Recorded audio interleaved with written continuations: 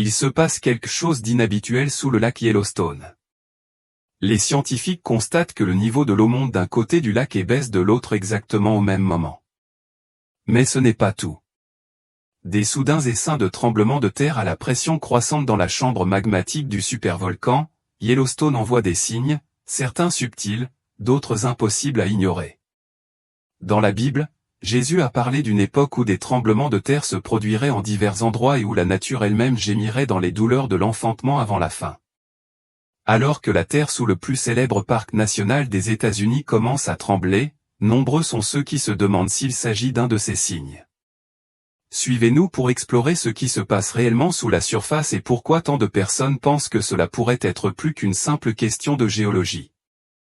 Et avant de plonger, n'oubliez pas d'aimer cette vidéo, de vous abonner et d'activer la cloche pour ne rien manquer de la suite, le mystérieux phénomène du lac Yellowstone. Récemment, des scientifiques ont observé des variations étranges et alarmantes du niveau d'eau dans différentes parties du lac. Étonnamment, on peut observer une montée des eaux d'un côté du lac et une baisse simultanée de l'autre. Ce n'est ni un effet de marée, ni un effet de vent, mais un phénomène bien plus inquiétant. Les experts pensent que ce changement inhabituel pourrait être causé par de puissantes forces souterraines qui soulèvent et remodèlent le bassin du lac lui-même. C'est comme si la terre en dessous respirait, grandissait, se déplaçait, remontant silencieusement des profondeurs. Ce n'est pas un phénomène aléatoire. Cela pourrait bien être le signe d'une agitation sous la surface terrestre. Mais quoi? Yellowstone repose sur l'un des supervolcans les plus grands et les plus dangereux de la planète. Sa chambre magmatique souterraine s'étend sur des kilomètres, et même de légers mouvements en profondeur peuvent avoir des effets notables à la surface. Les variations du niveau d'eau du lac Yellowstone peuvent être les premiers signes d'une augmentation de la pression souterraine. Il pourrait s'agir de secousses, non seulement géologiques, mais prophétiques. Dans la Bible, Jésus a mis en garde contre des tremblements de terre en divers endroits, signe de la fin des temps. Ces perturbations naturelles ne sont pas des événements aléatoires, elles peuvent être des avertissements divins nous appelant à la vigilance et à la préparation. L'évolution du niveau des lacs, les tremblements de terre, la chaleur sous terre. Il nous rappelle que la création elle-même gémit, attendant la rédemption. Yellowstone pourrait-il être l'un des lieux où le ciel et la terre entrent en collision, en jugement ou en transformation? La Bible utilise souvent l'eau et la terre comme symbole de la puissance de Dieu et de sa colère à venir. Dans Nahum 15, il est écrit, « Les montagnes tremblent devant lui, et les collines fondent. La terre tremble à sa présence, le monde et tous ceux qui l'habitent. » Et si le lac jaune résonnait de telles secousses? Ces signaux sont arrivés au moment où personne ne s'y attendait. En 2015, des chercheurs de l'université de l'Utah ont fait une découverte surprenante, la chambre magmatique sous la pierre jaune était 2 fois plus grande qu'on ne le pensait. De plus, il existe une seconde chambre sous la première. Ensemble, elles contiennent suffisamment de magma pour remplir le Grand Canyon 11 fois. C'est une pensée terrifiante, et ce qui est encore plus inquiétant, c'est le comportement de ce magma. Cette masse souterraine est instable. Elle exerce une pression sur le sol qui la surplombe, provoquant une élévation de la pierre jaune de 2,5 à 5 cm chaque année. Cela peut paraître peu, mais lorsque la terre elle-même se bombe, c'est le signe que la pression monte, une pression qui pourrait finir par exploser. L'indice d'explosivité volcanique de Yellowstone est de 8 sur 8, le plus élevé possible. En cas d'éruption, ce ne sera pas une catastrophe locale, mais un événement mondial. Pour mettre les choses en perspective, l'éruption du mont Pinatubo aux Philippines en 1991, l'une des plus puissantes de mémoire d'homme, n'a obtenu qu'ainsi. Yellowstone est d'un tout autre niveau, mais c'est là que les choses deviennent encore plus inquiétantes. Beaucoup pensent que les volcans entrent en éruption selon un calendrier précis. Certains affirment que Yellowstone est sur le point de connaître une nouvelle éruption, la dernière ayant eu lieu il y a 70 ans, mais c'est un mythe. Les volcans ne suivent pas de calendrier. Ils suivent en revanche des schémas, des signaux, des secousses, des dégagements de gaz et des mouvements de terrain. Et récemment, Yellowstone a répondu à toutes ces exigences. Les scientifiques ont d'ailleurs confirmé au moins 3 super-éruptions dans l'histoire de Yellowstone. La plus puissante a été 2500 fois plus dévastatrice que celle du mont Saint-Hélan.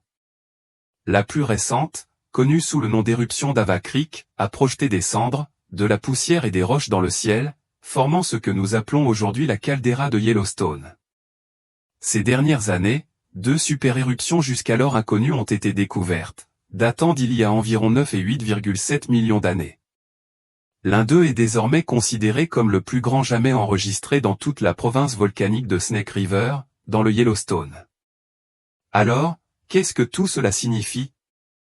La Terre a donné des avertissements bien avant qu'une catastrophe ne survienne. La chaleur s'accumule lentement sous la croûte, faisant fondre les roches et formant des chambres remplies de magma sous pression, de vapeur d'eau et de gaz comme le dioxyde de carbone.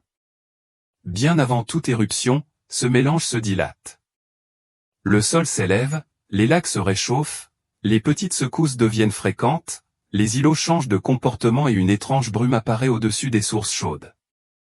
C'est comme secouer une bouteille de soda. On ne voit pas ce qui se passe à l'intérieur, mais on sait que quelque chose est sur le point d'exploser. Finalement, cette pression devient trop forte.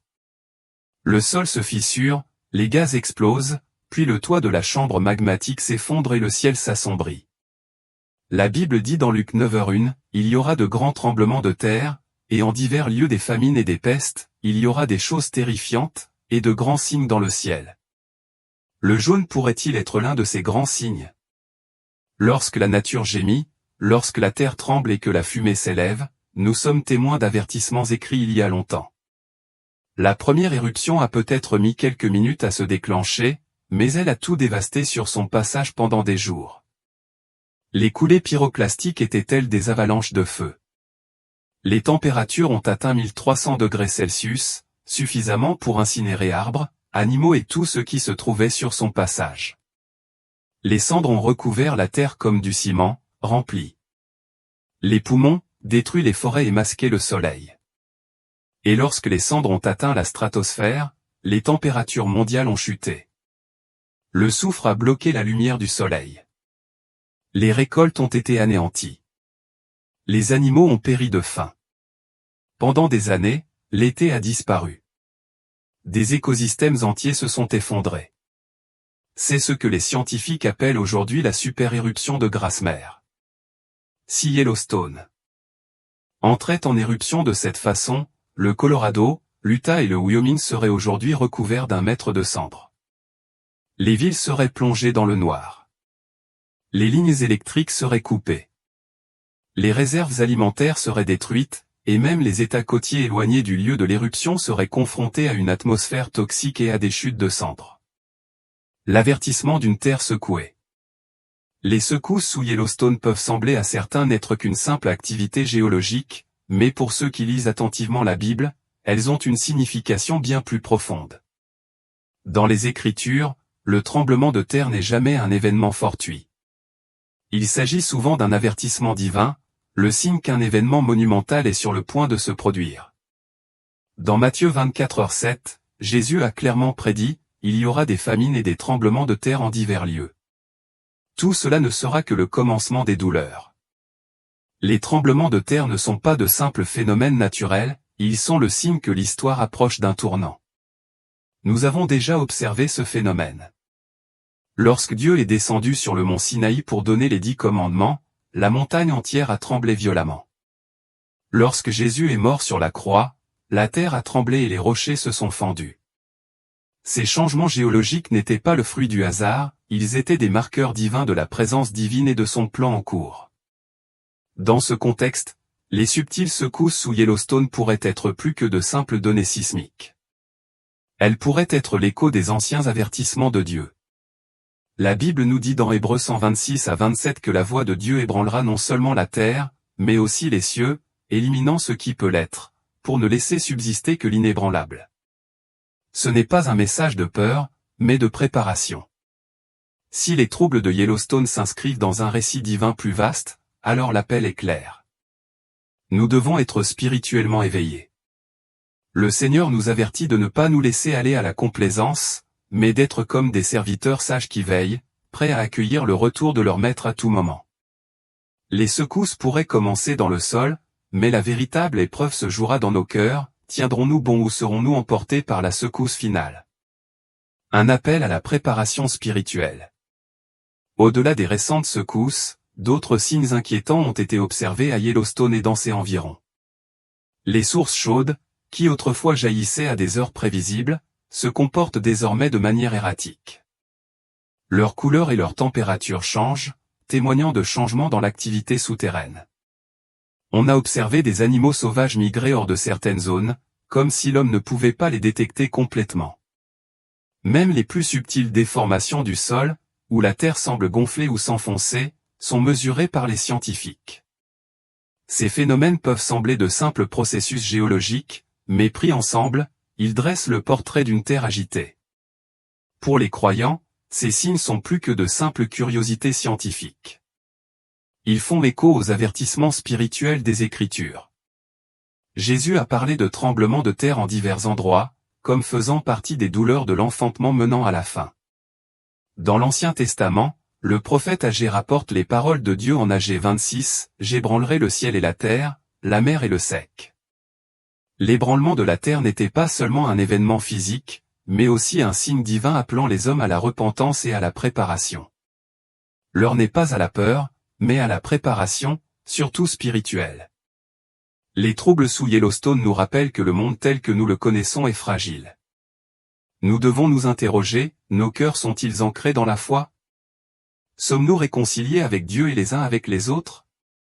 Vivons-nous d'une manière qui reflète les priorités éternelles plutôt que le confort temporel? Le tremblement de terre est un appel à secouer nos âmes pour nous réveiller, nous détourner des distractions et rester fermes dans la vérité divine. Car lorsque viendra le dernier bouleversement, seuls ceux qui auront bâti leur vie sur le fondement inébranlable du Christ resteront debout. Tous les signes mentionnés ci-dessus pourraient être des signes de la venue de Dieu. Nous le savons tous, alors préparons-nous pour ce jour. Évidemment, lorsque le Seigneur envoie un messager pour préparer le chemin devant lui, ce messager ne peut être autre qu'un prophète. Lorsqu'il est venu au midi des temps, le Seigneur a envoyé Jean-Baptiste, et Jésus a témoigné qu'il n'y avait pas de plus grand prophète en Israël que Jean-Baptiste. Nous vivons à l'époque de la préparation, et le Seigneur a envoyé son messager pour préparer le chemin et lui a donné les clés pour organiser son Église et son royaume, et pour établir le saint sacerdoce et le pouvoir de l'apostolat tels qu'ils existaient dans l'Église des premiers temps. Il y a ensuite les paroles de Paul. Il dit que le Seigneur a révélé le mystère de sa volonté afin que, dans la dispensation de la plénitude des temps, et nous vivons dans cette dispensation, ils réunissent toutes choses en Christ, celles qui sont dans les cieux et celles qui sont sur la terre. Ce n'est pas une chose à laquelle il faut penser lorsqu'on entend dire que le Seigneur révélera le mystère de sa volonté et que ce mystère a été révélé à ses prophètes modernes. Et nous possédons des vérités qu'aucune autre Église au monde ne connaît. Nous sommes la seule Église au monde à avoir pour programme d'unir tout ce qui est dans le royaume des cieux avec le royaume de Dieu ici-bas, dans l'attente des scènes finales, lorsque tous les royaumes de ce monde et du monde à venir seront sous la supervision de notre grand roi, le Sauveur du monde. Voilà quelques-unes des petites choses à accomplir. De nombreuses autres prophéties préfigurent son retour. Alors, à l'aube de l'éternité, observant la prophétie se dérouler sous nos yeux, ne nous lassons pas et ne nous laissons pas aller. Le temps de la foi passive est révolu. C'est maintenant le moment de préparer nos cœurs, nos maisons et nos mains pour la venue du Seigneur. Il ne tarde pas. Il est patient, ne voulant voir personne périr, mais souhaitant que tous parviennent à la repentance. Nous ne sommes pas spectateurs de ce calendrier divin. Nous sommes participants, appelés, choisis et investis de la vérité pour un temps comme celui-ci. Les signes dans le ciel, l'agitation des nations, la multiplication des tromperies et les appels à la justice font tous écho à une seule vérité, le roi vient. Soyons trouvés fidèles. Que nos lampes soient remplies d'huile, bien entretenues et allumées. Que nos voix crient dans la prière. Que nos vies reflètent la sainteté et que nos mains étendent la miséricorde. Car quand il viendra dans la gloire, quand les cieux se fendront et que la trompette sonnera, il sera trop tard pour se préparer. Le moment est venu. C'est pourquoi nous disons, viens, Seigneur Jésus. Et jusqu'à ce jour-là, nous veillerons, nous avertirons, et nous marcherons par la foi, non par la vue, jusqu'à ce que tout œil voie et que toute langue confesse que Jésus-Christ est Seigneur, à la gloire de Dieu le Père. Nous avons donc la possibilité d'harmoniser notre son avec celui du ciel, tandis que les autres éléments demeurent inanimés. La peur ressemble simplement au feu, le vent au vent et l'eau à l'eau. L'homme ressemble à l'homme, mais nous avons reçu la capacité créatrice de libérer le son de Dieu. Nous ne pouvons comprendre le son que lorsque nous comprenons que nous sommes incapables d'entendre la plupart des sons.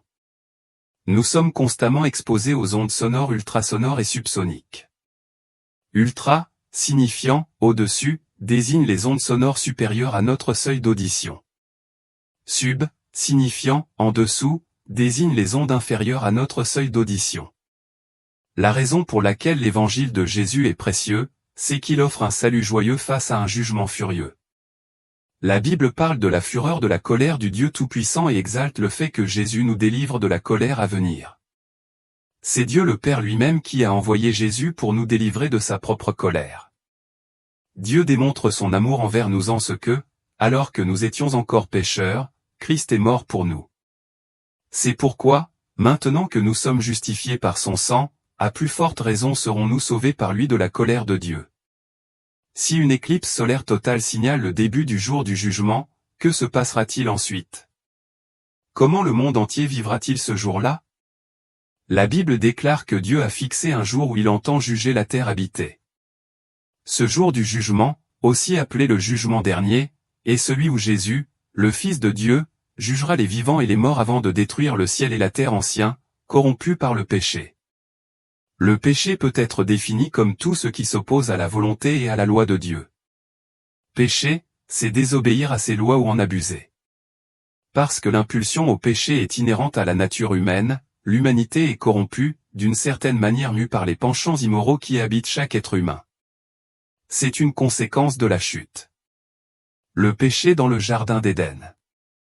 Avant de créer son nouveau ciel et sa nouvelle terre, Dieu doit éliminer tout ce qui pourrait engendrer ou amener le péché dans sa nouvelle création. Jésus-Christ sera le juge du jugement dernier. Comme le dit la Bible, le Père ne juge personne, mais il a remis tout jugement au Fils. Tous les incroyants seront jugés par le Christ devant le grand trône blanc et subiront un châtiment selon leurs actes. La Bible est très claire, les sceptiques se vengent eux-mêmes et Dieu traitera chacun selon ses actes. Lors du jugement dernier, le sort des méchants et des incroyants sera sous le contrôle du Dieu Tout-Puissant, qui jugera chaque personne selon son état d'âme. Les Écritures déclarent que Jésus-Christ jugera chaque personne ayant jamais vécu. Ceux qui rejettent son offre de salut affronteront le jugement du trône blanc, dernière étape pour les incroyants avant une éternité d'exil loin de la présence de Dieu. Les croyants se tiendront également devant Jésus, où ils comprendront enfin pleinement sa grâce extraordinaire. Dans 1 Corinthiens 4:5, Paul dit que Jésus révélera les motivations cachées du cœur des croyants. Certains ont cru à tort que tous leurs péchés seraient exposés au grand jour, mais la Bible ne soutient en rien cette idée. Jésus révélera la véritable nature du cœur du croyant. Chaque acte de rébellion, chaque mauvaise attitude, chaque parole, chaque dent seront examinés. Quand la Bible dit que Jésus essuiera toute larme de nos yeux, elle fait référence à ce moment précis. Nous nous tiendrons en présence du Saint Sauveur, déplorant notre indignité envers son sacrifice. Mais la douleur ne durera qu'un instant. Immédiatement après viendra la joie immense d'avoir reçu le pardon et d'avoir vécu une vie qui lui est agréable. Le jugement du Christ n'est pas une punition, c'est un rappel que nous sommes pardonnés. Enfin, nous réaliserons pleinement la profondeur et l'étendue de sa grâce. Les croyants n'ont plus besoin de reculer ni de baisser la tête devant le jugement, ni de se repentir. Ce temps est révolu. Nous nous tiendrons devant le Seigneur, revêtus de la justice du Christ et pardonnés de tous nos péchés. Et nous comprendrons enfin combien l'amour de Dieu est grand pour nous. Dernière nouvelle ce soir.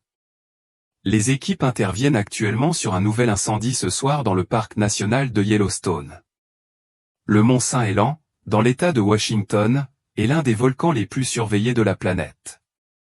Nous venons d'être informés d'une éruption soudaine à la piscine Black Diamond, dans le parc national de Yellowstone. À première vue, cela pourrait ressembler à un événement géothermique localisé, déjà observé. Mais lorsque les scientifiques se sont intéressés au nord-ouest Pacifique, à l'ombre silencieuse du mont Saint-Hélan, la situation est devenue bien plus inquiétante. Sous le flanc nord de la montagne, les sismographes ont commencé à enregistrer une configuration inhabituelle, une série de plus de 400 petits tremblements de terre en quelques mois seulement, la plupart trop faibles pour être ressentis par les humains. Pourtant, tous se sont concentrés dans la zone même où s'est violemment effondrée la terrible éruption de 1980, transformant les forêts en désert et le ciel en ténèbres. Aujourd'hui, 4 décennies plus tard, les mêmes forces pourraient se réveiller à nouveau. Mais c'est là que les choses deviennent encore plus étranges.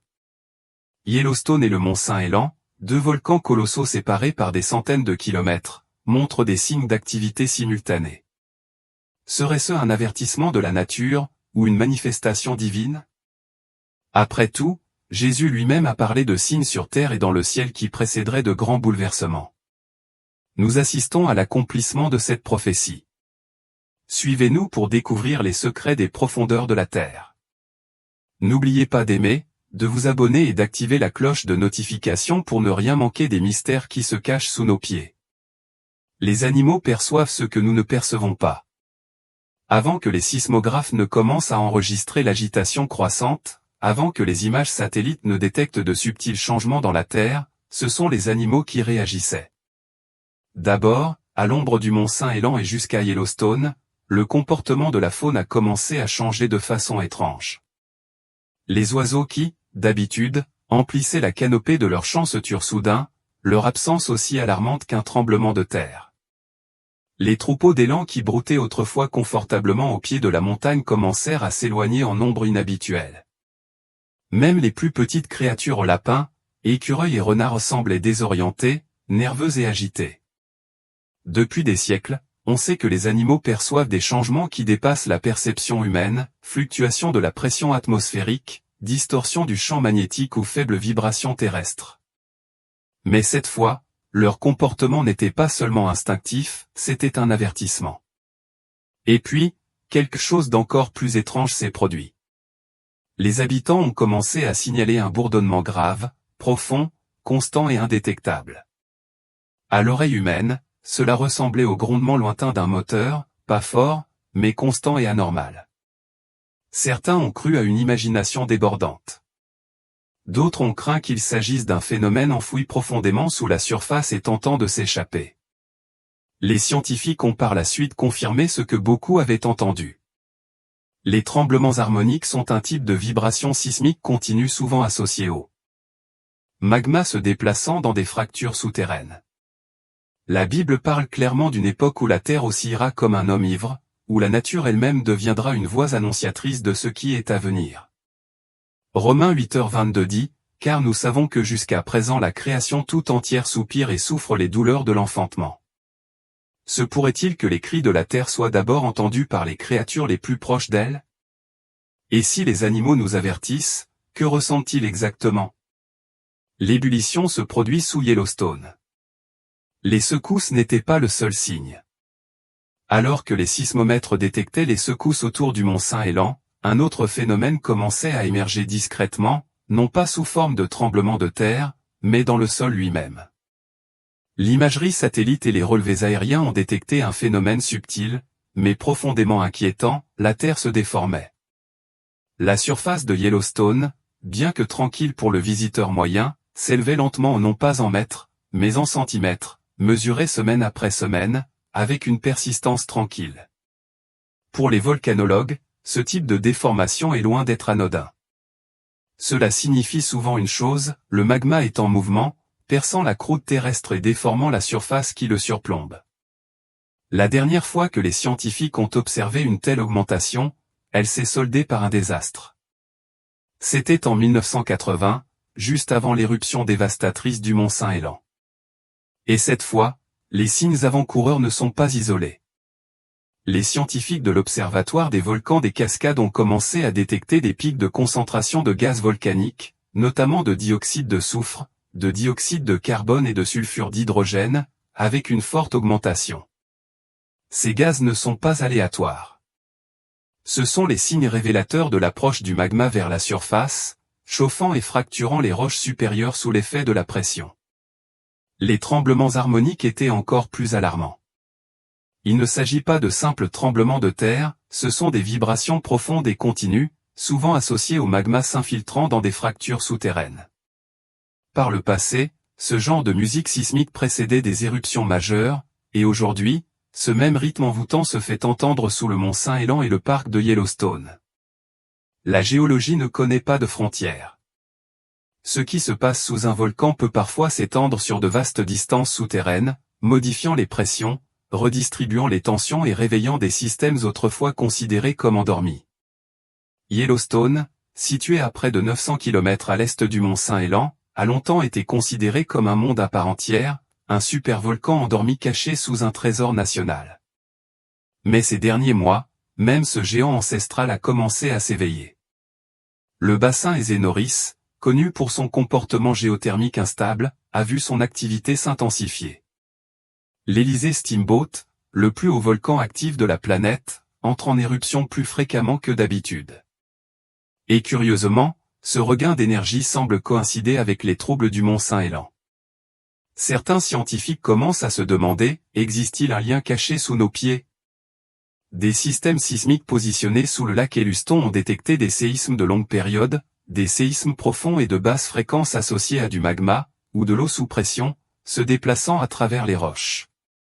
Les stations de surveillance GPS montrent une élévation mesurable de la caldeira de Yellowstone, une hausse lente mais régulière qui suggère que la pression augmente tranquillement dans les profondeurs du sous-sol. C'est presque comme si la Terre respirait, se préparait. La Bible regorge d'avertissements sur ce qui se passera lorsque la Terre commencera à gémir.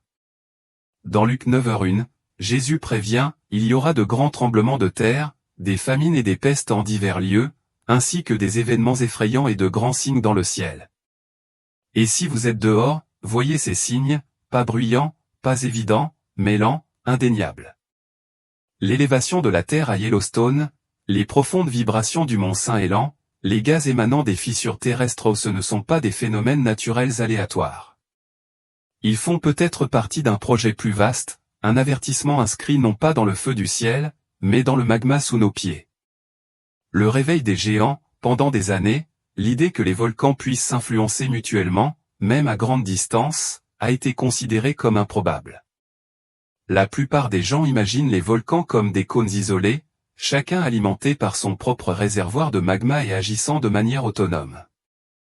Mais la réalité, comme le révèlent les nouvelles données scientifiques, est bien plus complexe et bien plus dangereuse. La croûte terrestre n'est pas un récipient hermétique, c'est un puzzle vivant et fracturé de plaques tectoniques, de failles et d'anciens chenaux souterrains. Un événement majeur dans une partie de ce système, comme une variation soudaine de pression ou une intrusion magmatique, peut provoquer des ondulations dans la croûte environnante. Ces ondulations, en théorie, peuvent réveiller d'autres systèmes. Et maintenant, deux géants s'agitent. Le mont Saint-Hélan est à nouveau en ébullition, affichant des essaims sismiques croissants, des émissions de gaz et de profonds tremblements harmoniques. Mais ce qui inquiète encore plus les scientifiques, c'est que Yellowstone, à près de 900 km de là, présente des signes similaires. Parallèlement, cela a donné naissance à une théorie effrayante, l'effet cascade. Ce n'est pas qu'un nom poétique. Il décrit la possibilité qu'une éruption, ou même une accumulation de pression, déstabilise d'autres systèmes volcaniques, déclenchant une réaction en chaîne. Ce n'est pas de la science-fiction. C'est basé sur des données concrètes. Des modèles informatiques avancés et même des précédents historiques ont été utilisés. Après l'éruption catastrophique du mont Pinatubo en 1991, d'autres volcans des Philippines et des régions voisines sont devenus actifs. En Islande, des systèmes interconnectés ont montré des signes de réaction en chaîne, une éruption modifiant subtilement la pression, entraînant une autre quelques jours ou semaines plus tard. Le même phénomène pourrait se produire ici, entre le mont Saint-Hélan et Yellowstone. Des radars satellites récents ont détecté une déformation superficielle subtile mais persistante à Yellowstone. De légers soulèvements similaires à ceux apparus avant les épisodes volcaniques précédents. La tomographie sismique révèle des structures crustales profondes reliant des parties des cascades à des régions plus à l'est, et l'imagerie thermique a détecté une hausse des températures dans les zones géothermiques, suggérant que le magma pourrait être Le volcan monte lentement. Ces signes isolés ne suffisent peut-être pas à susciter la panique, mais leur timing est trop précis pour être ignoré. Yellowstone, contrairement à tout autre volcan sur Terre, se trouve au sommet d'un supervolcan, une vaste chambre de roches en fusion capable de libérer plus d'énergie que n'importe quelle arme artificielle. Même une éruption modérée couvrirait de vastes portions des États-Unis. Les cendres paralyseraient le trafic aérien, empoisonneraient les réserves d'eau et provoqueraient des ondes de choc économique dans le monde entier. Et si le pire scénario se réalisait, une super éruption massive du volcan Yellowstone où les conséquences seraient apocalyptiques. Des villes entières seraient anéanties en quelques minutes. Les températures mondiales pourraient chuter, l'agriculture s'effondrer et les pénuries alimentaires pourraient dégénérer en chaos. Le ciel s'assombrirait et la terre elle-même serait transformée. Mais devrions-nous être surpris? Dans Matthieu 24h7, Jésus prévient, il y aura des famines et des tremblements de terre en divers lieux. Tout ceci n'est que le début des douleurs de l'enfantement. Il a parlé d'un monde où les catastrophes naturelles ne seraient pas de simples incidents isolés, mais feraient partie d'un phénomène plus vaste, prophétique.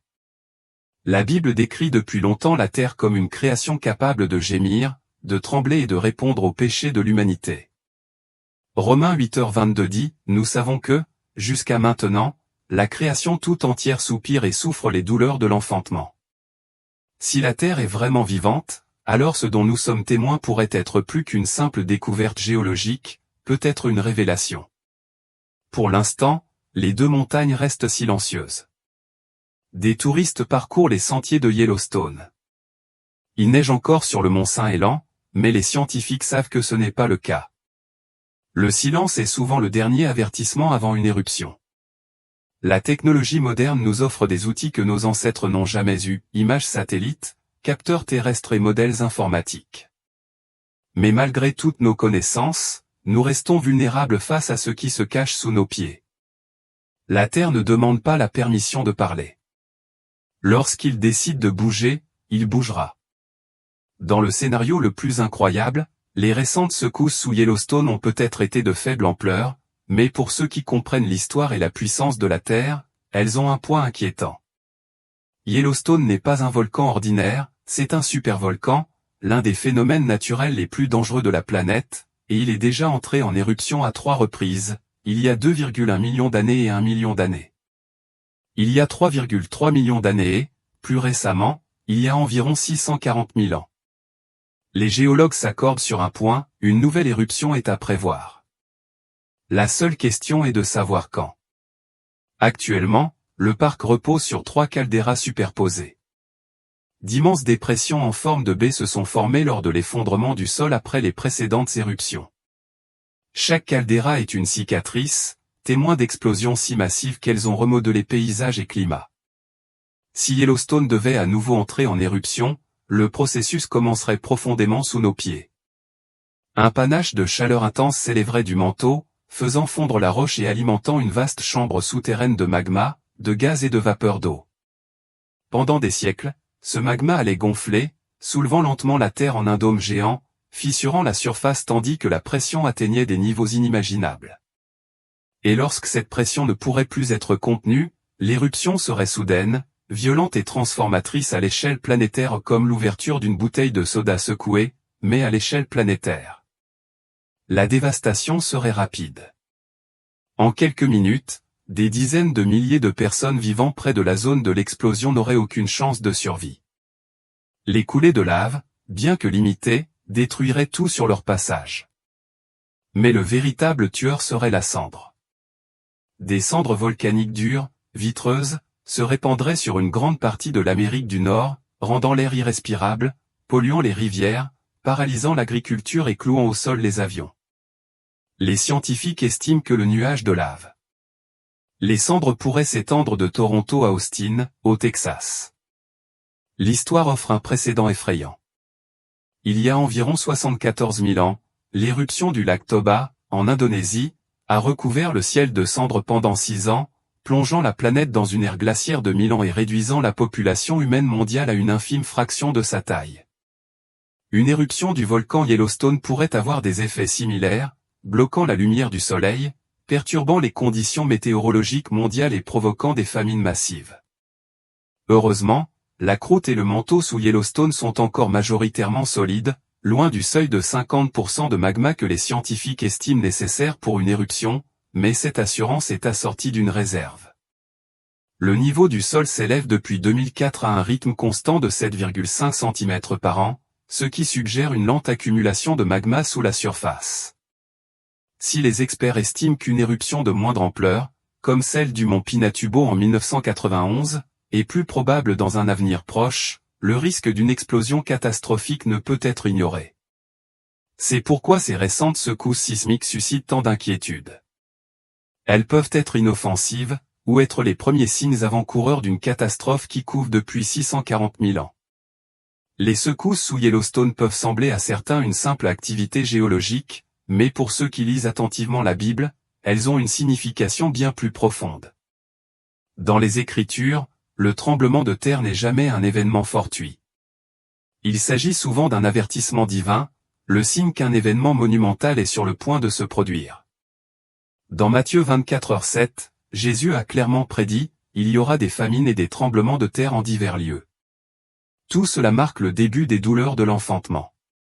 Les tremblements de terre ne sont pas de simples phénomènes naturels, ils sont le signe que l'histoire approche d'un tournant. Nous avons déjà observé ce phénomène. Lorsque Dieu est descendu sur le mont Sinaï pour donner les 10 commandements, la montagne entière a tremblé violemment. Lorsque Jésus est mort sur la croix, la terre a tremblé et les rochers se sont fendus. Ces changements géologiques n'étaient pas le fruit du hasard, ils étaient des marqueurs divins de la présence de Dieu et de son plan en cours. Dans ce contexte, les subtiles secousses sous Yellowstone pourraient être plus que de simples données sismiques, elles pourraient être l'écho des anciens avertissements de Dieu. La Bible nous dit dans Hébreux 126 à 27 que la voix de Dieu ébranlera non seulement la terre, mais aussi les cieux, éliminant ce qui peut l'être, de sorte que seul subsistera l'inébranlable. Ce n'est pas un message de peur, mais de préparation. Si les troubles de Yellowstone s'inscrivent bel et bien dans un récit divin plus vaste, alors l'appel est clair, nous devons être spirituellement éveillés. Le Seigneur nous avertit de ne pas nous reposer sur nos lauriers, mais d'être comme des serviteurs sages qui veillent, prêts à attendre le retour de leur maître à tout moment. Le tremblement de terre peut commencer, mais la véritable épreuve se situera dans nos cœurs, tiendrons-nous bon ou serons-nous emportés par la secousse finale? Un appel à la préparation spirituelle. Au-delà des récentes secousses, d'autres signes inquiétants ont été observés à Yellowstone et dans ses environs. Les volcans, autrefois en éruption à des heures prévisibles, se comportent désormais de manière erratique. Les sources chaudes changent de couleur et de température, signe d'une évolution de l'activité souterraine. On a observé des animaux sauvages migrer hors de certaines zones, apparemment indétectables par l'homme. Même les plus subtiles déformations du sol, où la terre semble gonfler ou s'enfoncer, sont mesurées par les scientifiques. Ces phénomènes peuvent sembler de simples processus géologiques, mais pris ensemble, ils dressent le portrait d'une terre agitée. Pour les croyants, ces signes sont plus que de simples curiosités scientifiques. Ils font écho aux avertissements spirituels contenus dans les Écritures. Jésus a parlé de tremblements de terre en divers endroits, faisant partie des douleurs de l'enfantement menant à la fin. Dans l'Ancien Testament, le prophète Agé a rapporté les paroles de Dieu dans Agé 26, « J'ébranlerai le ciel et la terre, la mer et le sec ». Le tremblement de terre n'était pas seulement un événement physique, mais aussi un signe divin appelant les gens à la repentance et à la préparation. L'heure n'est pas à la peur, mais à la préparation, surtout spirituelle. Le tremblement sous Yellowstone nous rappelle que le monde tel que nous le connaissons est fragile. Nous devons nous demander, nos cœurs sont-ils ancrés dans la foi? Sommes-nous réconciliés avec Dieu et avec les autres? Vivons-nous d'une manière qui reflète les priorités éternelles plutôt que le confort temporel? Le tremblement de la terre est un appel à secouer nos âmes pour nous réveiller, nous détourner des distractions et rester fermes dans la vérité de Dieu. Car lorsque viendra le dernier tremblement de terre, seuls ceux qui auront bâti leur vie sur le fondement inébranlable du Christ resteront debout. Et si Yellowstone n'est pas seulement un avertissement géologique, mais un avertissement de notre Père? Et si ces tremblements, ces éruptions, ces signes inexplicables de la terre faisaient partie de quelque chose de bien plus vaste, de divin. La Bible nous dit que dans les derniers jours, il y aura des signes non seulement dans les cieux, mais aussi sous la terre. Dans Luc 9h1, Jésus lui-même a dit, il y aura de grands tremblements de terre, des famines et des pestes en divers lieux, ainsi que des événements effrayants et de grands signes dans le ciel. On s'attend souvent à ce que la voix de Dieu se fasse entendre par des miracles, des visions ou les paroles des prophètes, mais parfois sa voix se fait entendre à travers la terre elle-même, par l'ébranlement des montagnes, le gémissement de la création et le chaos qui perturbe notre sentiment de contrôle. Dans Romains 8h22, nous lisons, « Nous savons que jusqu'à présent la création tout entière soupire et souffre les douleurs de l'enfantement. » Yellowstone n'est peut-être qu'un de ces gémissements, un rugissement profond de la création elle-même, faisant écho à ce que nous ressentons déjà, quelque chose arrive, quelque chose de plus grand que la science, plus grand qu'une catastrophe. Et il n'est pas surprenant que cet avertissement vienne de l'intérieur de l'Amérique, un pays autrefois déclaré sous la domination de Dieu, qui tremble aujourd'hui sous le poids de ses divisions, de son orgueil et de son oubli. Se pourrait-il que Dieu utilise la terre sous nos pieds pour attirer notre attention avant qu'il ne soit trop tard? Nous avons observé ce schéma tout au long de l'histoire. Lorsqu'une nation s'égare, la terre crie souvent. Des épidémies, des tempêtes, des sécheresses, et même le soleil qui refuse de briller. Et ce ne sont pas seulement des événements environnementaux, ce sont des signes spirituels. Et ce que nous voyons à Yellowstone n'est pas un hasard, ce n'est pas seulement une science, c'est prophétique. Lorsque Jésus a parcouru la terre, il a averti ses disciples d'être vigilants, de lire les signes, de surveiller le ciel et d'être à l'écoute des changements dans la nature. Dans Matthieu 247-8, il déclare, « Une nation s'élèvera contre une nation, et un royaume contre un royaume. Il y aura des famines et des tremblements de terre en divers endroits. Tout cela n'est que le commencement des douleurs de l'enfantement. » Yellowstone, les tremblements de terre, le silence surnaturel, les animaux en fuite, le ciel obscurci. Ce ne sont pas les douleurs de l'enfantement d'un monde nouveau, mais celles de l'enfantement précédant son retour. Des signes de sa venue. Tous ces signes nous laissent avec une question troublante. Si la nature elle-même nous donne des avertissements aussi clairs, où pointent-ils vraiment? Ces événements pourraient-ils être plus qu'une simple activité géologique fortuite?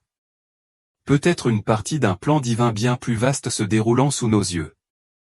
Et si tel est le cas, alors nous devons oser nous demander, est-ce le début de la fin pour l'Amérique?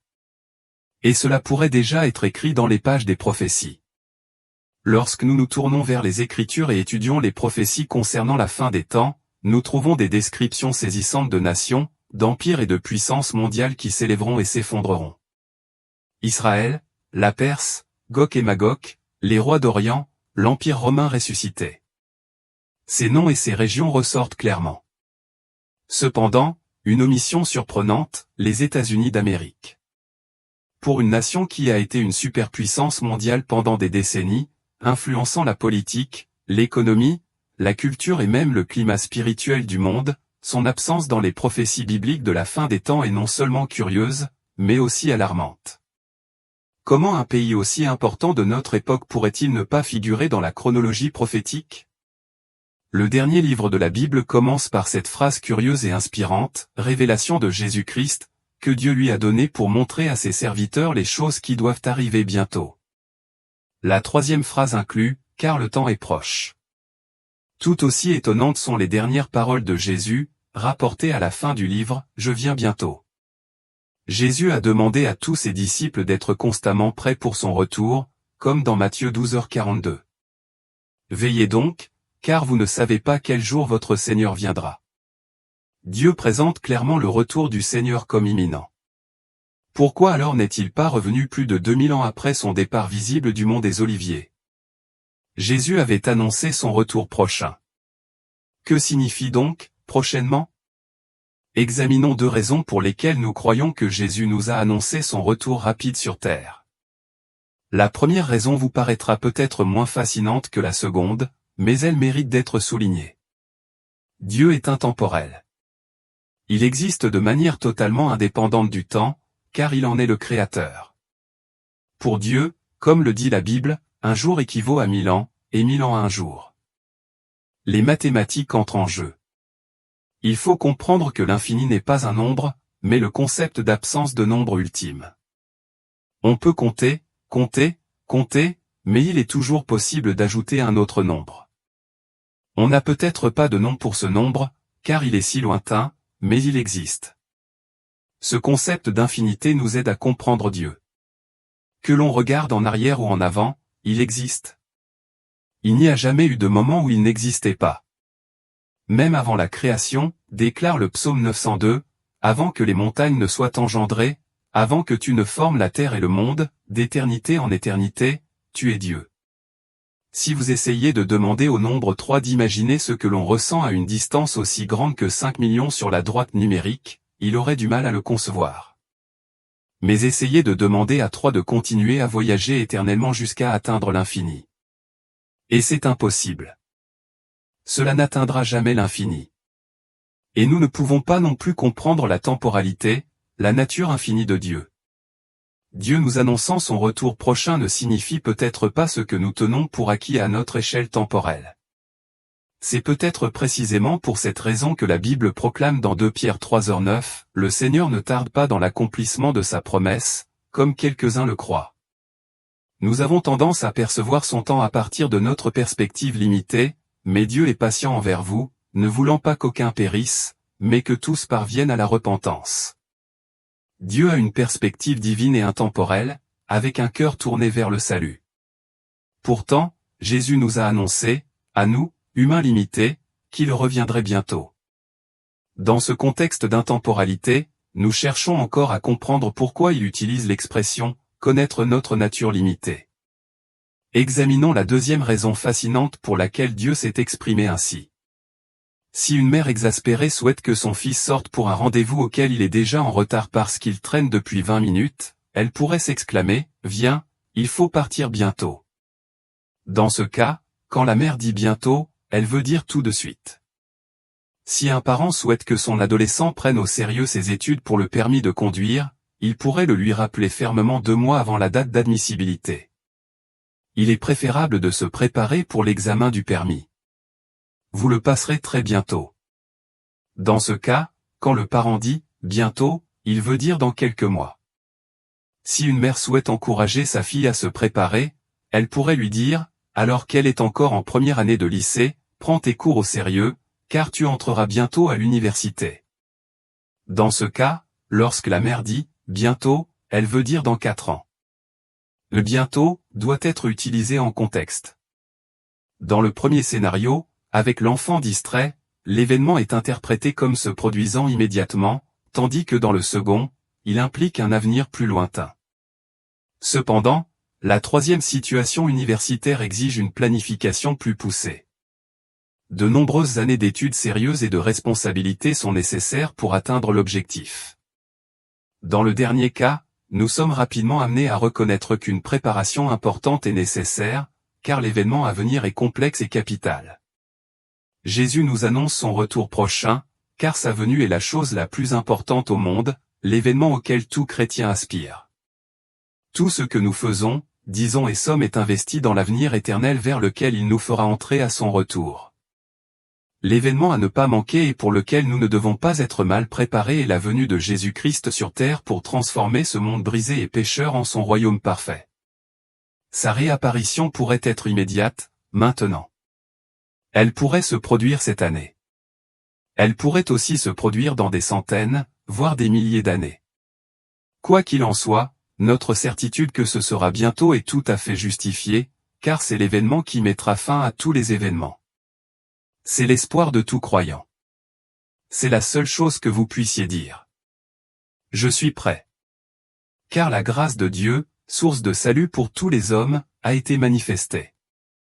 Elle nous enseigne à renoncer à l'impiété et aux convoitises mondaines, et à vivre dans le siècle présent selon la sagesse, la justice et la piété, en attendant la bienheureuse espérance, et la manifestation de la gloire du grand Dieu et de notre Sauveur Jésus-Christ. Avec tant de nations explicitement ou symboliquement mentionnées dans les prophéties bibliques, l'absence des États-Unis est à la fois déroutante et significative. Comme nous l'avons vu, Israël occupe une place centrale. Babylone, la Perse, l'Iran et même les rois d'Orient, peut-être la Chine, sont tous évoqués. Mais la Bible reste mystérieusement muette sur l'Amérique. Alors, comment expliquer ce silence? Nous avons proposé 3 scénarios principaux pour expliquer l'absence de l'Amérique lors des derniers événements de ce monde. La première théorie est que l'Amérique décline ou s'effondre avant la fin des temps.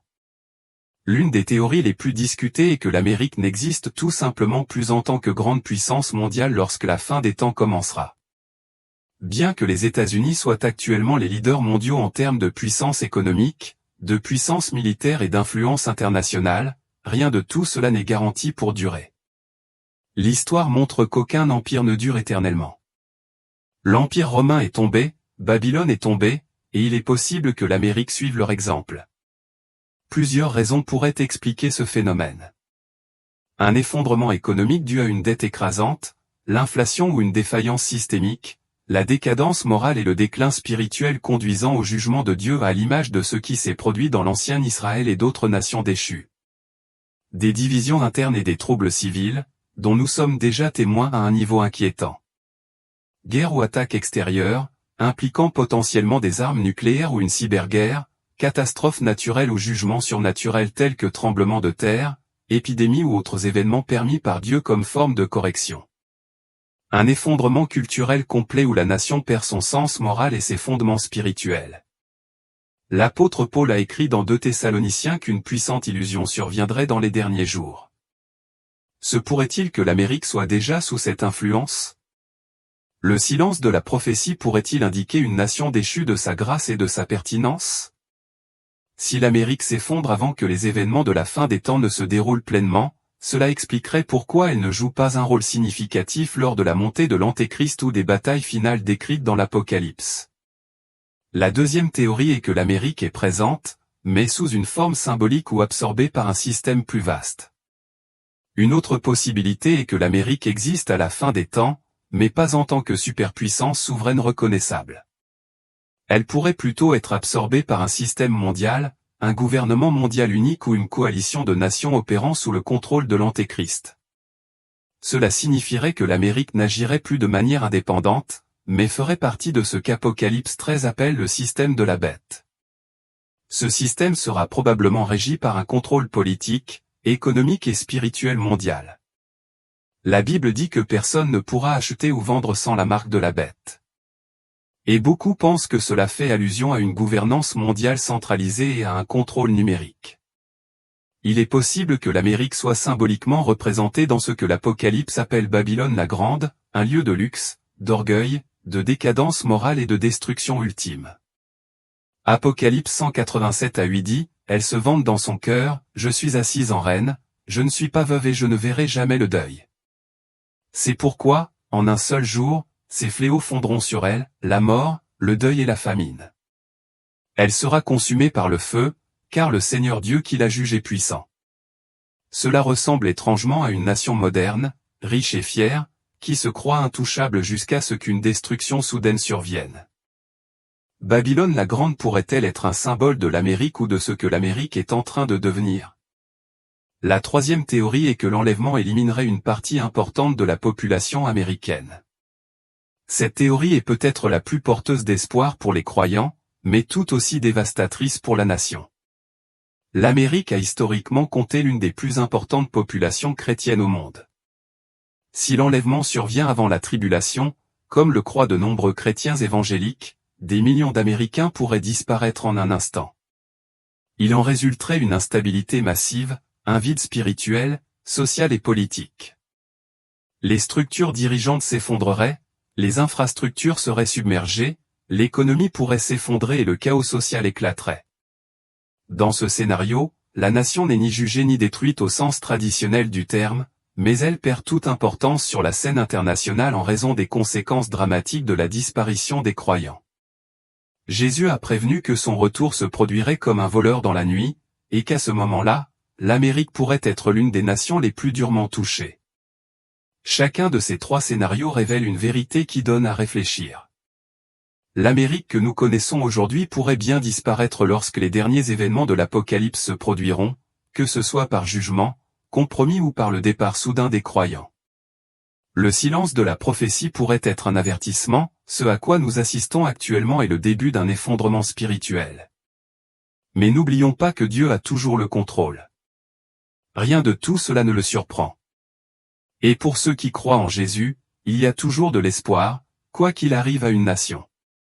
Certains spécialistes pensent que cela pourrait signifier que l'Amérique perdra sa position de puissance lorsque les derniers événements se dérouleront. D'autres suggèrent qu'il pourrait s'effondrer de l'intérieur, être détruit par des forces extérieures ou simplement être absorbé par un système mondial plus vaste. Et puis, il y a ceux qui se demandent si un événement catastrophique, naturel ou autre, pourrait effacer son influence presque du jour au lendemain. Quoi qu'il en soit, le silence de la prophétie concernant l'Amérique devrait inciter chaque croyant à s'arrêter et à réfléchir. Si la nation est absente des derniers chapitres, nous devons nous demander ce qui adviendra de l'Amérique avant ces jours-là. Et les signes que nous observons actuellement pourraient-ils être les événements mêmes qui ont déclenché cette prophétie? Nous l'appelons le grand séisme, car nous prévoyons que le prochain tremblement de terre de San Andreas sera d'une magnitude supérieure à 7 ou 8, ce qui est un très fort séisme. Combien de vies seront perdues lors d'un autre grand séisme? Cela coûtera des dizaines de milliards de dollars et entraînera la perte de centaines, voire de milliers de vies. On nous prévient depuis des années, et cela pourrait bien arriver. Sous la surface du nord-ouest Pacifique se trouve un géant endormi, la zone de subduction de Cascaria. Cette région n'est pas seulement dangereuse, c'est l'une des failles les plus menaçantes de la planète. Ici, le fond océanique s'enfonce silencieusement sous l'Amérique du Nord, augmentant la pression pendant des siècles.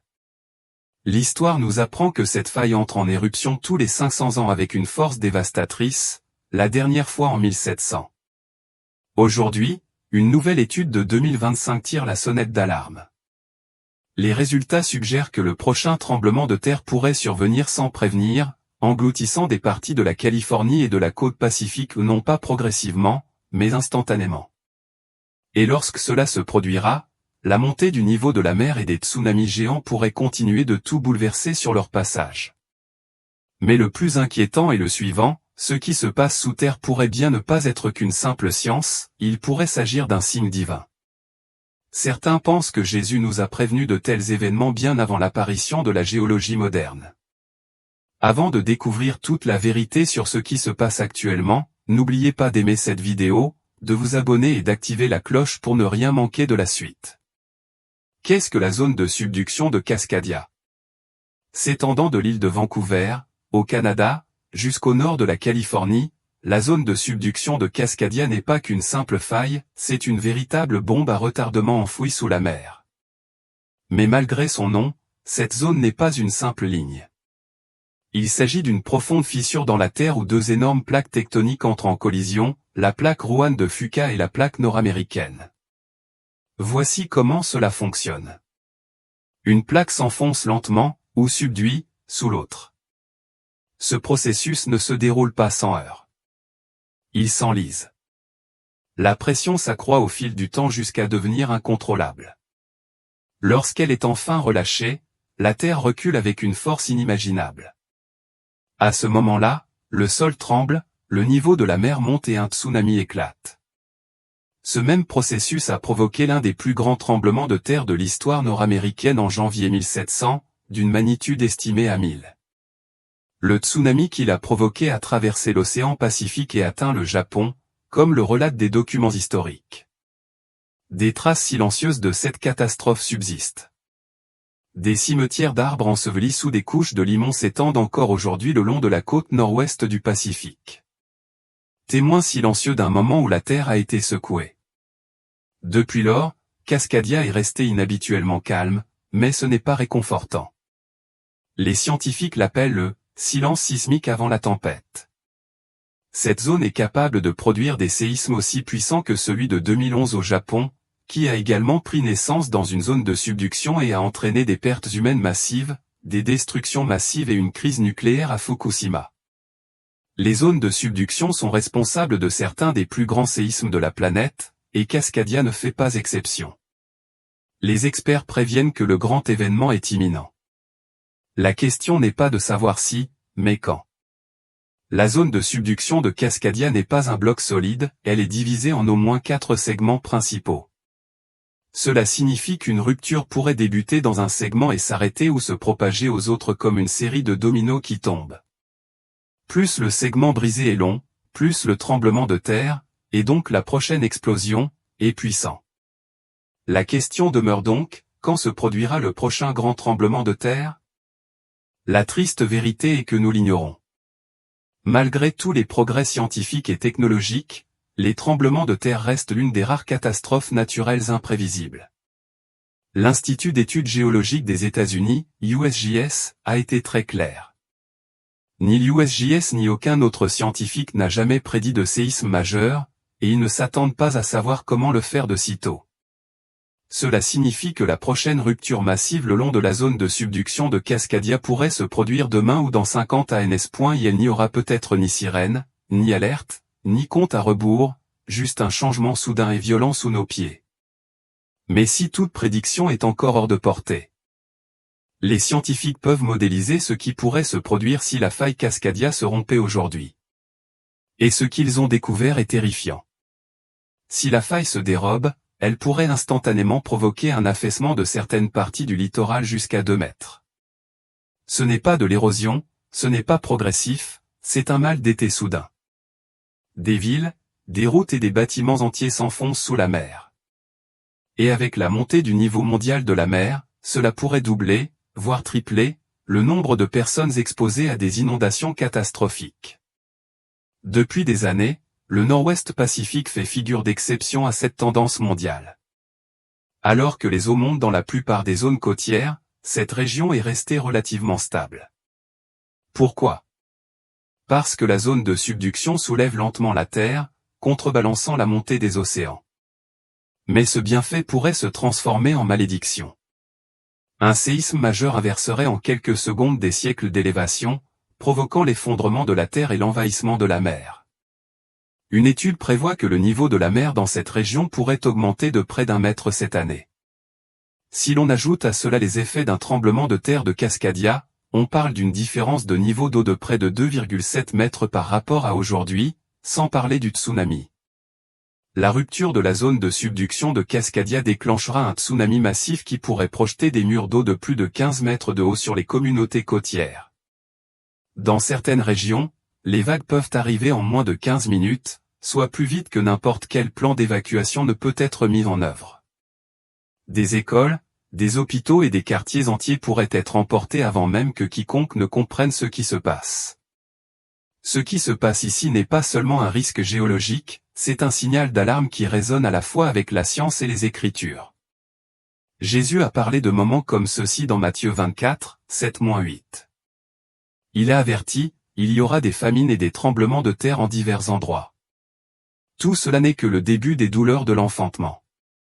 Nous observons des signes qui concordent avec ces paroles anciennes, des catastrophes imprévisibles, la montée des eaux. La terre elle-même tremble sous nos pieds. Ce ne sont pas des événements isolés. Ils s'inscrivent dans une tendance croissante qui, selon beaucoup, témoigne de quelque chose de bien plus vaste que des forces tectoniques. La Bible décrit un monde qui gémit sous le poids du péché, en attente de la rédemption. Romains 8h22 dit, nous savons que, jusqu'à ce jour, la création tout entière soupire et souffre les douleurs de l'enfantement. Se pourrait-il que ces cris de détresse s'amplifient?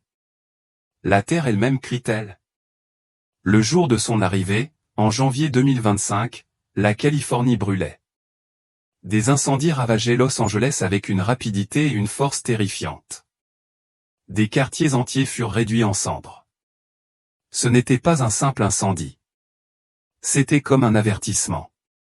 Ce n'était pas la première fois que la Californie était dévastée, mais cette fois, le choc était différent. Le timing, l'intensité, le désespoir. C'était comme si la terre elle-même criait, faisant écho aux douleurs de l'enfantement dont Jésus parlait dans Matthieu 24, 7-8. Nation s'élèvera contre nation, royaume contre royaume. Il y aura des famines et des tremblements de terre en divers endroits.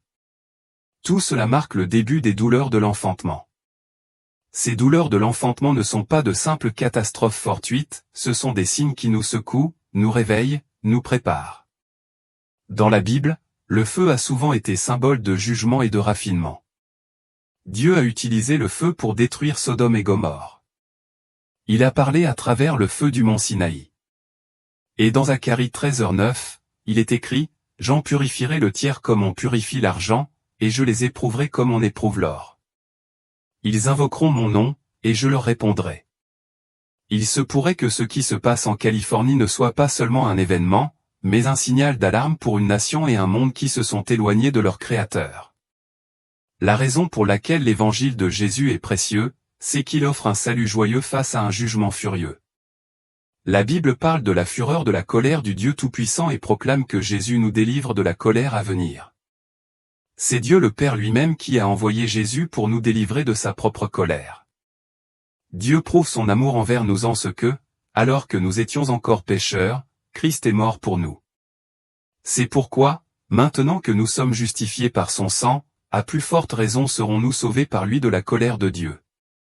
Si une éclipse solaire totale marque le début du jour du jugement, que se passera-t-il ensuite? Comment le monde entier vivra-t-il ce jour? La Bible déclare que Dieu a fixé un jour où il entend juger la terre habitée.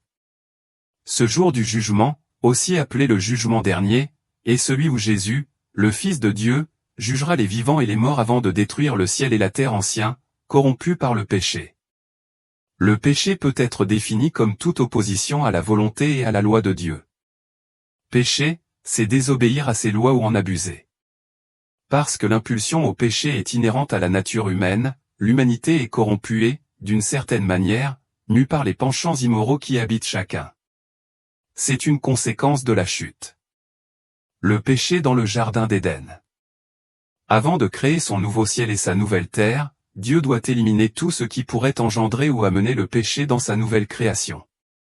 Jésus-Christ sera le juge du jugement dernier. Comme le dit la Bible, le Père ne juge personne, mais il a remis tout jugement au Fils. Tous les incroyants seront jugés par le Christ devant le grand trône blanc et subiront un châtiment selon leurs actes. La Bible est très claire, les sceptiques se vengent eux-mêmes et Dieu traitera chacun selon ses actes. Lors du jugement dernier, le sort des méchants et des incroyants sera sous le contrôle du Dieu Tout-Puissant, qui jugera chaque personne selon son état d'âme. Les Écritures déclarent que Jésus-Christ jugera chaque personne ayant jamais vécu. Ceux qui rejettent son offre de salut affronteront le jugement du trône blanc, dernière étape pour les incroyants avant une éternité d'exil loin de la présence de Dieu. Les croyants se tiendront également devant Jésus, où ils comprendront enfin pleinement sa grâce extraordinaire. Dans 1 Corinthiens 4h5, Paul dit que Jésus révélera les motivations cachées du cœur des croyants. Certains ont cru à tort que tous leurs péchés seraient exposés au grand jour, mais la Bible ne soutient en rien cette idée. Jésus révélera la véritable nature du cœur du croyant. Chaque acte de rébellion, chaque mauvaise attitude, chaque parole, chaque dent seront examinées. Quand la Bible dit que Jésus essuiera toute larme de nos yeux, elle fait référence à ce moment précis. Nous nous tiendrons en présence du Saint Sauveur, déplorant notre indignité envers son sacrifice. Mais la douleur ne durera qu'un instant. Immédiatement après viendra la joie immense d'avoir reçu le pardon et d'avoir vécu une vie qui lui est agréable.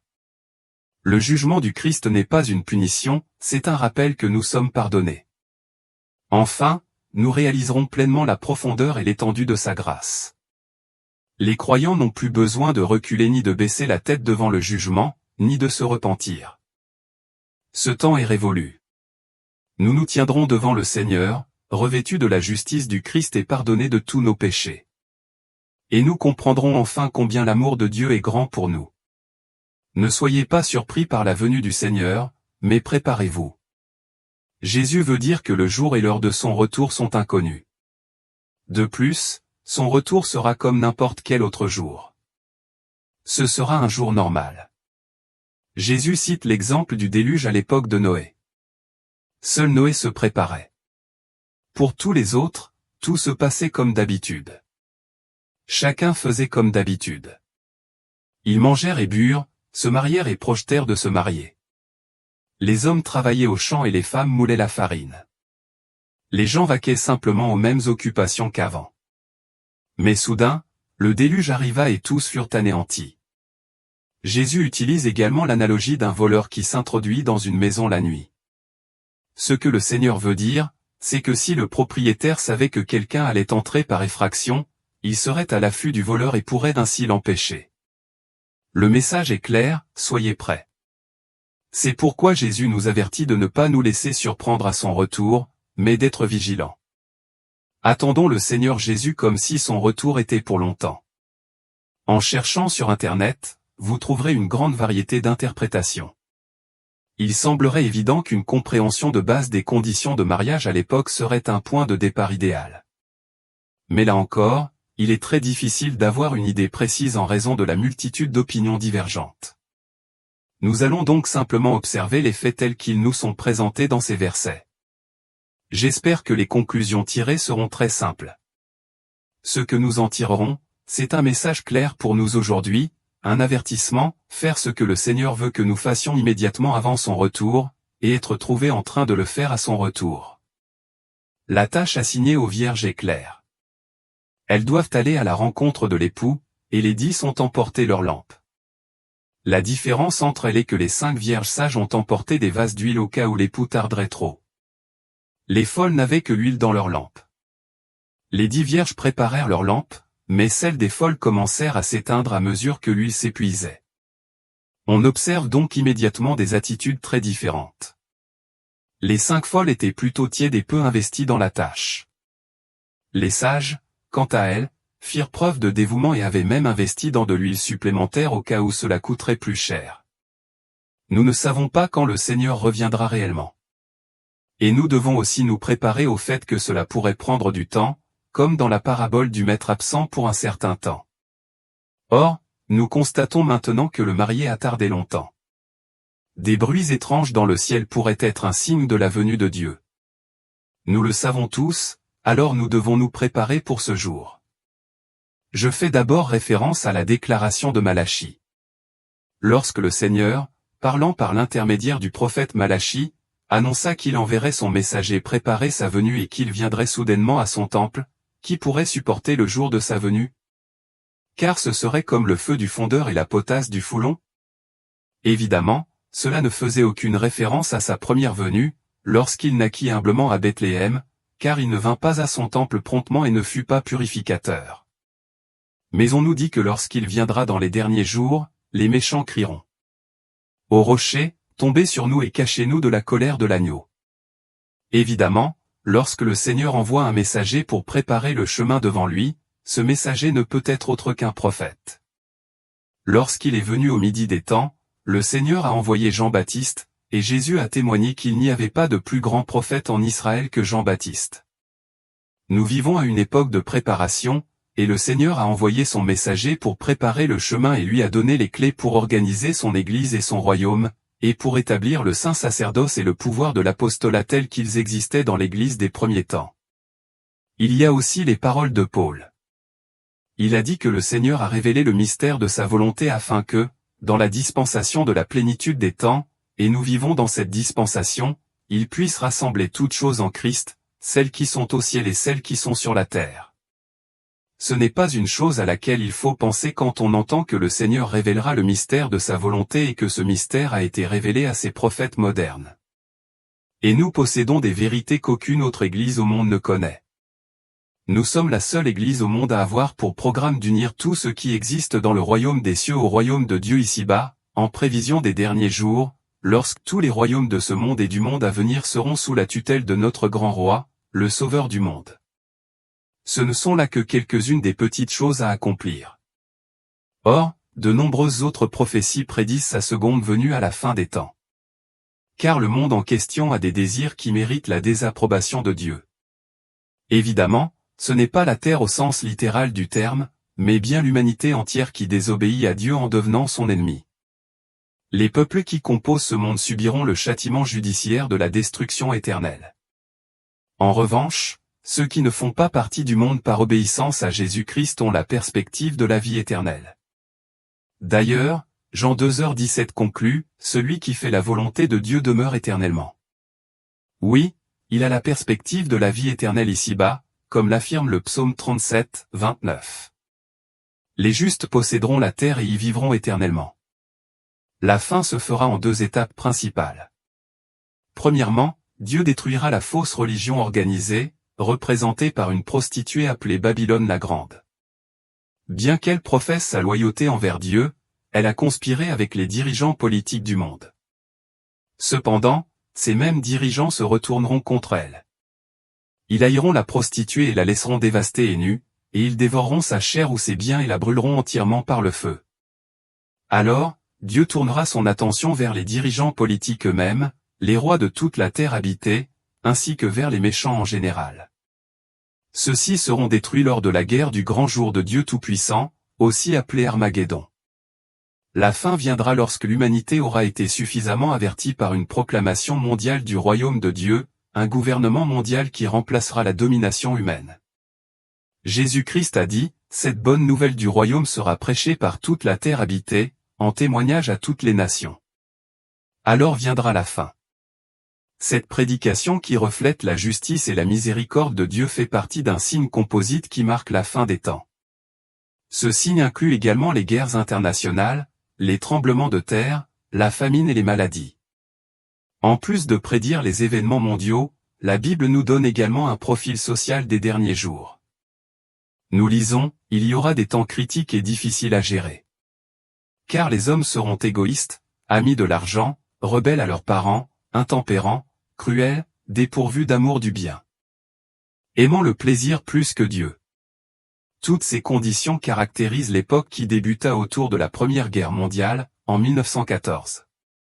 De plus, depuis cette année-là, le royaume de Dieu a été proclamé aux 4 coins du monde, et les témoins de Jéhovah considèrent comme un honneur d'être étroitement associés à cette œuvre. En fait, son magazine phare s'intitule La Tour de Garde annonçant le royaume de Jéhovah. Mais lorsque nous examinons les prophéties bibliques, un point nous intéresse et nous préoccupe grandement, l'absence des États-Unis. Il est intéressant de noter que la Bible mentionne plusieurs nations qui seront actives dans les derniers jours. La Libye est mentionnée nommément, ainsi que la Perse, devenue l'Iran et l'Irak moderne. L'Éthiopie est spécifiquement mentionnée. Il est fort possible que la Chine et la Russie soient mentionnées, et certainement Israël, mais la seule nation étrangement absente est les États-Unis d'Amérique. Où sont les États-Unis?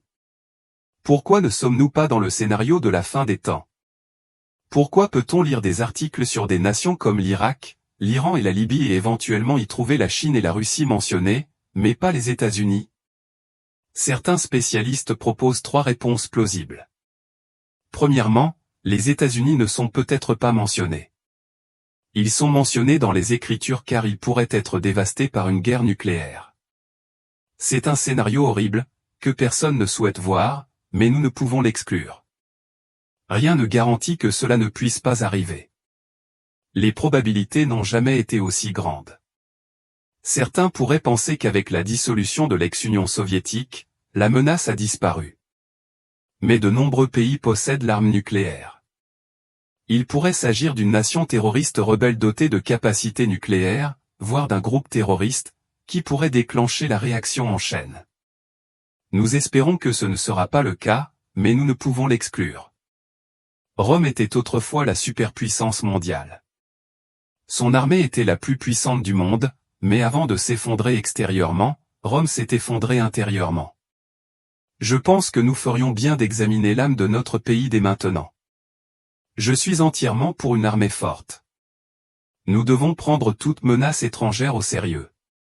Cela dit, qu'en est-il d'un effondrement interne?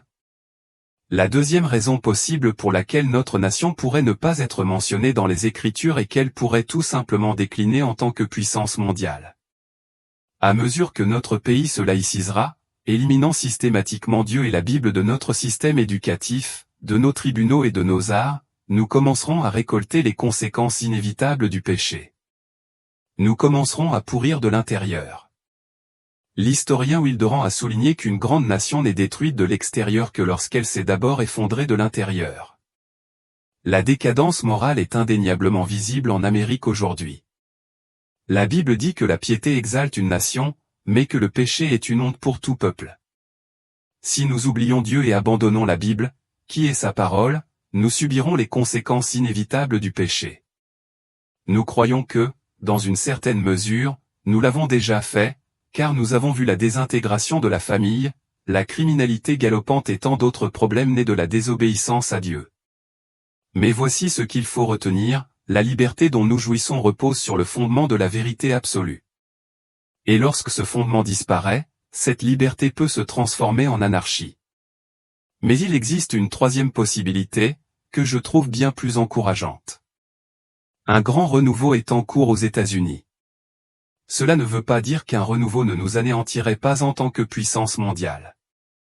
Mais si notre nation connaissait un renouveau, cela nous affecterait. Lors de l'enlèvement de l'Église, ne pensez-vous pas que la disparition de milliards de personnes aurait un impact sur les États-Unis? Si des personnes à tous les niveaux du gouvernement, de l'armée, du secteur économique, des affaires, de l'agriculture, de la médecine et des communications disparaissaient soudainement de la surface de la Terre, cela aurait sans aucun doute un effet paralysant sur nos infrastructures nationales.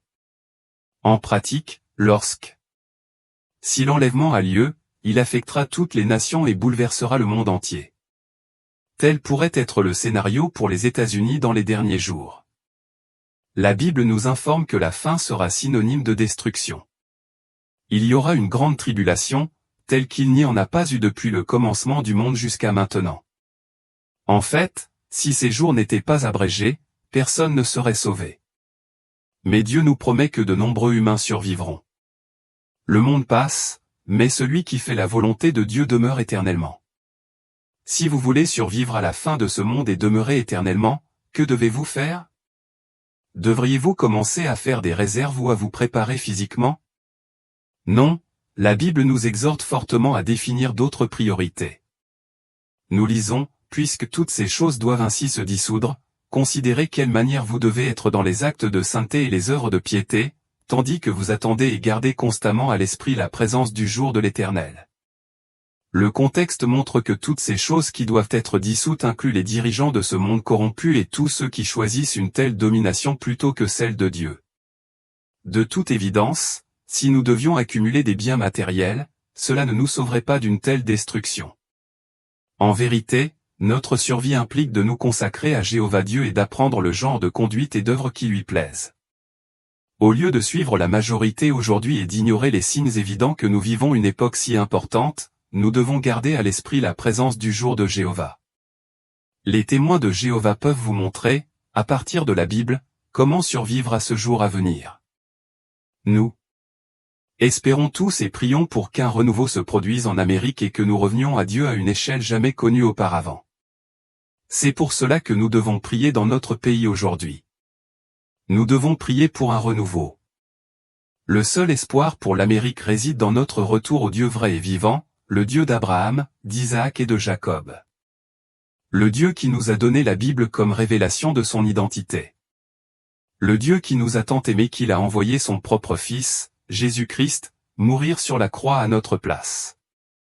Il ne fait aucun doute que le christianisme a joué un rôle important dans la fondation de la nation et constitue une part importante de notre patrimoine, comme en témoigne le fait que les Américains se sont tournés vers Dieu en temps de crise.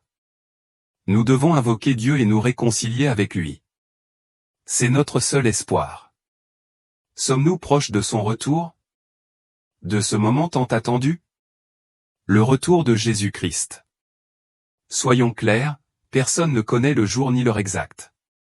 Jésus lui-même a dit dans Matthieu 12h36, « Pour ce qui est du jour et de l'heure, personne ne les connaît, ni les anges des cieux, ni le Fils, mais le Père seul. » Mais il ne nous a pas non plus laissés dans l'ignorance.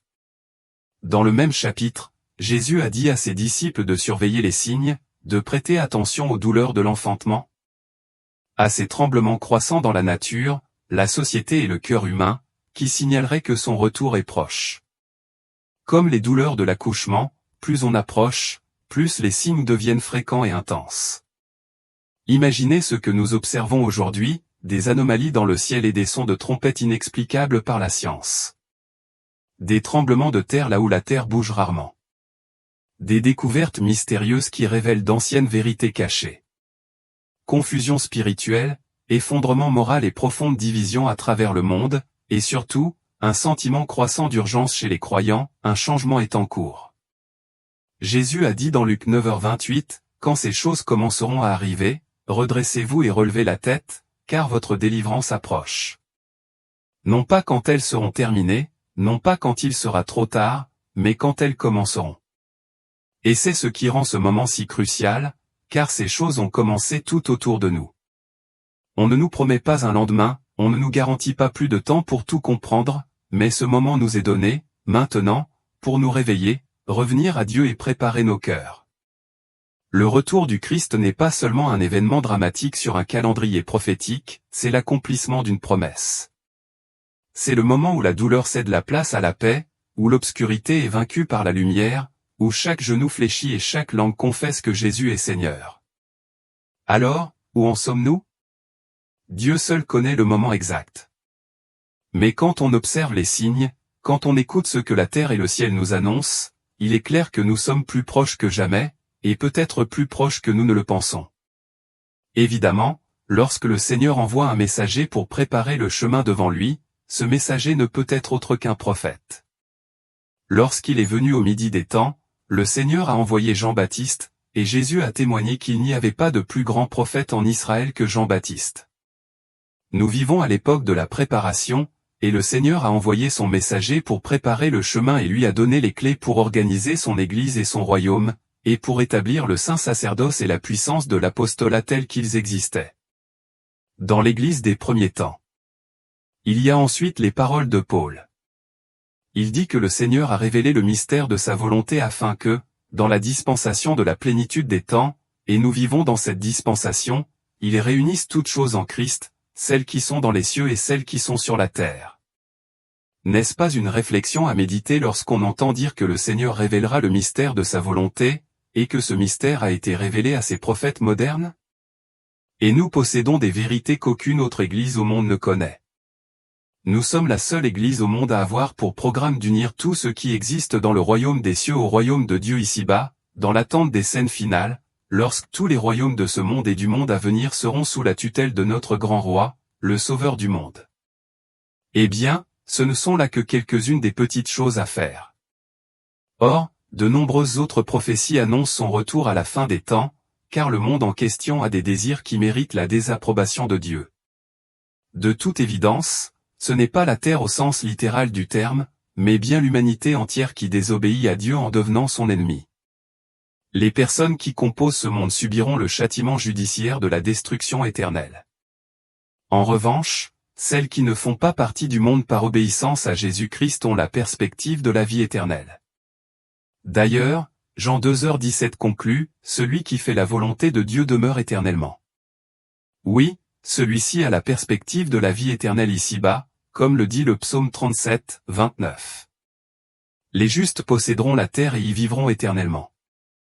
La fin viendra en deux étapes principales. Premièrement, Dieu détruira la fausse religion organisée, représentée par une prostituée appelée Babylone la Grande. Bien qu'elle professe sa loyauté envers Dieu, elle a conspiré avec les dirigeants politiques du monde. Cependant, ces mêmes dirigeants se retourneront contre elle. Ils écouteront la prostituée et la laisseront dévastée et nue, dévoreront sa chair ou ses richesses et la brûleront entièrement.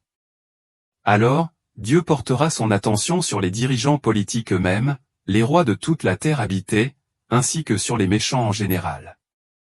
Ceux-ci seront détruits lors de la guerre du grand jour de Dieu Tout-Puissant, aussi appelée Armageddon. La fin viendra lorsque l'humanité aura été suffisamment avertie par une proclamation mondiale du royaume de Dieu, un gouvernement mondial qui remplacera la domination humaine. Jésus-Christ a dit, « Cette bonne nouvelle du royaume sera prêchée par toute la terre habitée, en témoignage à toutes les nations. » Alors viendra la fin. Cette prédication, qui reflète la justice et la miséricorde de Dieu, s'inscrit dans un signe complexe qui marque la fin des temps. Ce signe inclut également des guerres internationales, des tremblements de terre, des famines et des maladies. En plus de prédire les événements mondiaux, la Bible nous donne également un aperçu social des derniers jours. Nous lisons, « Il y aura des temps critiques, difficiles à supporter. Car les hommes seront égoïstes, amis de l'argent, rebelles à leurs parents, intempérants, cruels, infidèles au bien, aimant le plaisir plus que Dieu. » Toutes ces conditions marquent l'ère qui débuta autour de la Première Guerre mondiale, en 1914. De plus, depuis cette année-là, le royaume de Dieu a été proclamé aux quatre coins du monde, et les témoins de Jéhovah considèrent comme un honneur d'être étroitement associés à cette œuvre. D'ailleurs, leur principal magazine s'intitule La Tour de Garde annonçant le royaume de Jéhovah. Mais lorsque nous examinons les prophéties bibliques, l'absence des États-Unis nous intéresse et nous préoccupe vivement.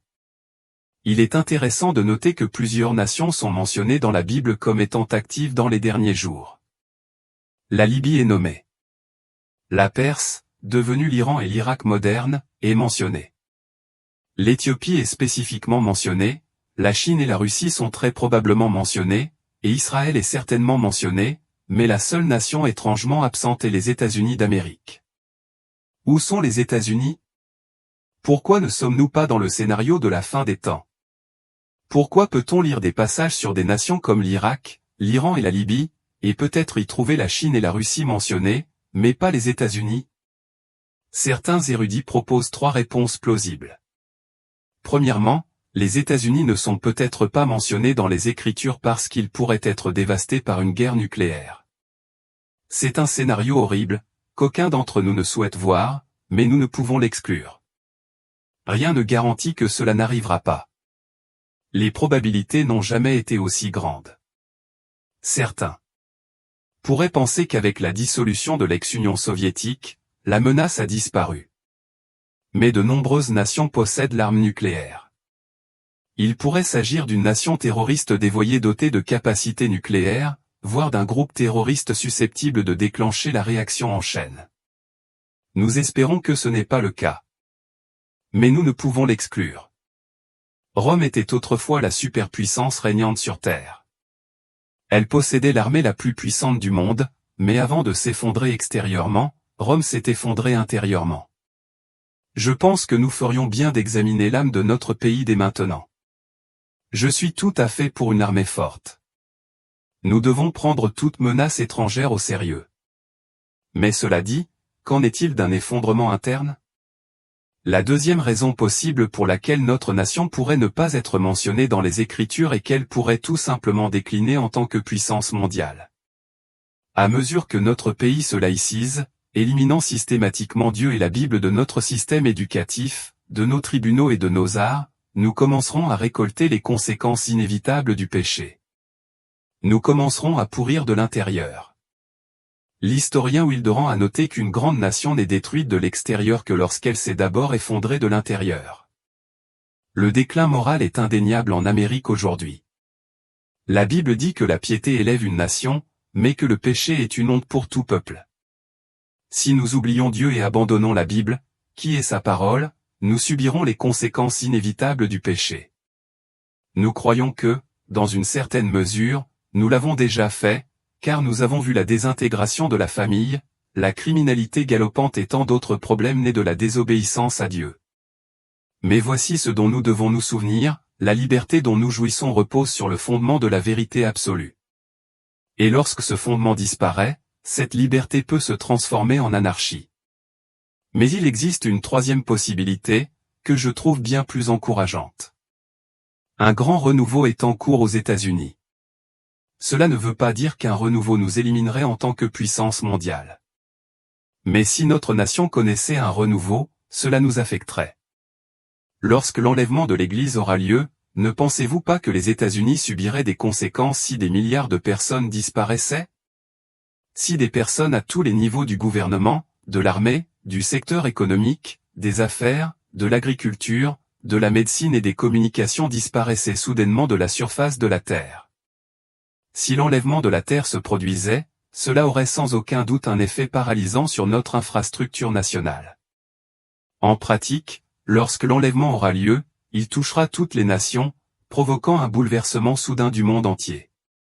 Tel pourrait être le scénario pour les États-Unis dans les derniers jours.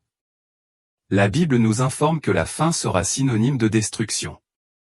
Il y aura une grande tribulation, telle qu'il n'y en a pas eu de pareille depuis le commencement du monde jusqu'à présent. En effet, si ces jours n'étaient abrégés, personne ne serait sauvé. Mais Dieu nous promet que beaucoup d'humains survivront. Le monde passe, mais celui qui fait la volonté de Dieu demeure éternellement. Si vous voulez survivre à la fin de ce monde et subsister éternellement, que devez-vous faire? Devriez-vous commencer à faire des réserves ou à vous préparer physiquement? Non, la Bible nous exhorte fortement à fixer d'autres priorités.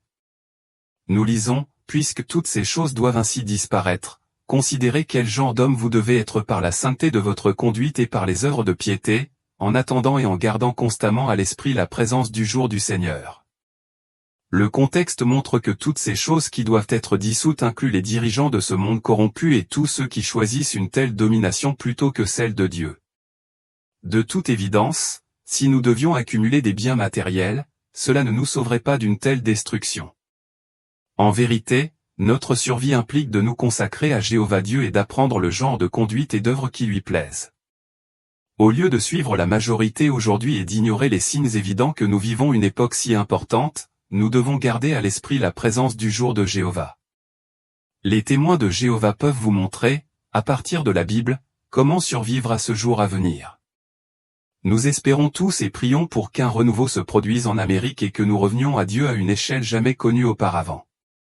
C'est pour cela que nous devons prier dans notre pays aujourd'hui. Nous devons prier pour un renouveau.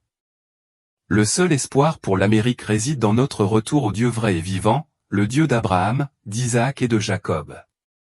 Le Dieu qui nous a donné la Bible comme révélation de son identité. Le Dieu qui nous a tant aimés qu'il a envoyé son propre Fils, Jésus-Christ, mourir sur la croix à notre place.